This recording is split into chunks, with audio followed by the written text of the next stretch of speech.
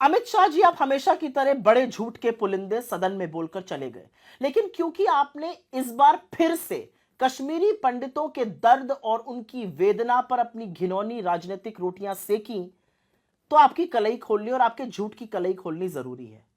कश्मीरी पंडितों की बात कर रहे हैं आप, कश्मीरी पंडितों के पलायन की बात कर रहे हैं। जब 1990 में कश्मीरी पंडितों का पलायन हो रहा था, तब विश्वनाथ प्रताप सिंह की सरकार थी केंद्र में, जो आपके समर्थन से चल रही थी। आपने समर्थन वापस क्यों नहीं लिया? असलियत यह है कि उस सरकार में गृह मंत्री मुफ्ती मोहम्मद सईद थे, जिनको आपने मुख्यमंत्री बनाया। असलियत यह है कि वहां पर गवर्नर जगमोहन थे, जिनको आपने केंद्र सरकार में मंत्री बनाया। असलियत तो यह है कि आपने समर्थन वापस 7 अगस्त 1990 में लिया, कश्मीर के मुद्दे पर नहीं, कश्मीरी पंडितों के मुद्दे पर नहीं। मंडल कमीशन की रिपोर्ट को स्वीकार किया था विश्वनाथ प्रताप सिंह की सरकार ने, इसलिए आपने समर्थन वापस लिया। तो आप पिछड़ा विरोधी तभी से थे। आप कश्मीरी पंडितों की बात करते हैं। आज कश्मीरी पंडितों की जिस तरह से टारगेटेड किलिंग हो रही है, शायद पहले कभी हुई हो। राहुल भट्ट से लेकर मिस बाला तक की टारगेटेड किलिंग हुई। कश्मीरी पंडित आपसे मिलने के लिए बेचैन रहे, आज भी धरना और अनशन पर बैठे हैं। उन पर लाठियां बरसाने का, उनको करंट के तार लगाने का काम आपकी सरकार ने किया। क्यों नहीं उनको सुरक्षित रख पाए? हमने तो 3000 घर बनाए, उनको आपने बेघर कर दिया। हमने तो लोगों को नौकरियां दी, और आज हालात ऐसे हैं कि कश्मीरी पंडित जम्मू में रहने को मजबूर है। वो कश्मीर अपनी नौकरियों पर नहीं लौट पा रहे हैं क्योंकि टारगेटेड किलिंग हो रही है। यह है आपकी सुरक्षा। कश्मीरी पंडितों से हटकर बात करते हैं शांति की। आपने कहा 370 के बाद शांति हो गई।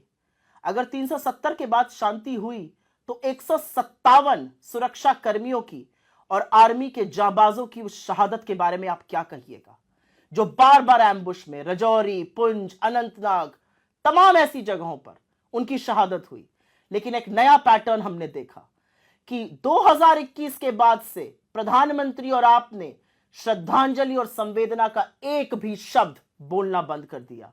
असलियत तो यह है कि जब 2 जाबाज जवान कैप्टन्स की शहादत होती है और उनके शव घर आते हैं तो प्रधानमंत्री सोटी करते हैं।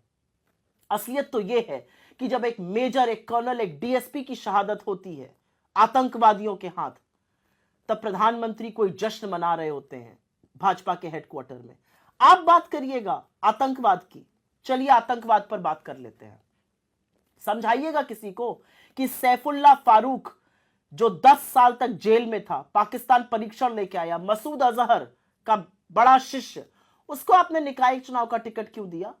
आपने तारिक अमीर को विधायकी का टिकट क्यों दिया? उनका ट्रैक रिकॉर्ड कोई जानता नहीं है क्या? आपने तालिब हुसैन के साथ मंच कैसे साझा किया?